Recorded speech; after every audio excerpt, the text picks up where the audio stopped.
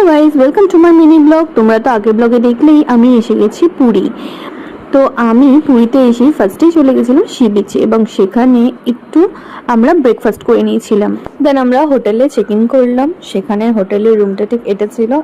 আমরা চান ঠান করে রেডি হয়ে চলে গেলাম জগন্নাথ দেবের দর্শন করতে। জীবনে প্রথমবার একসাথে পুজো দেব পুরীর মন্দিরে, তো এক্সাইটেড তো খুব সুন্দর ছিল আমাদের মনের মধ্যে, এবং প্রভুকে দর্শনও করেছি খুবই ভালোভাবে। দেন আমরা বাইরে থেকে কিছু ঠাকুরের জিনিসপত্র কিনি, এবং পুরীতে গিয়ে গজা কিনবো না সেটা তো হতেই পারে না। সো লাঞ্চ করে আমরা আবার বিকালে বেরিয়ে পড়লাম পুরীর সমুদ্রের বিচে।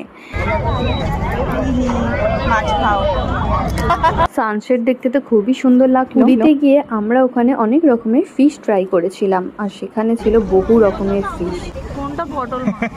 এটা পটল মাছ মনে হয়। এটা বাইরে থেকে ডিনার কমপ্লিট করার পর আমরা হোটেলের দিকে আবার রওনা দিলাম।